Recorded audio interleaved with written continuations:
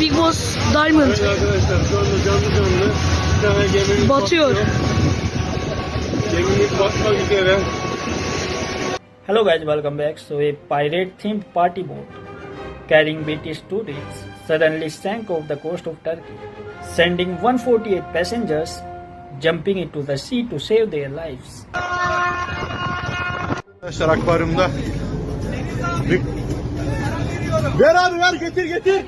The Big Boss Diamond Boat cruise began taking on water near Paradise Island.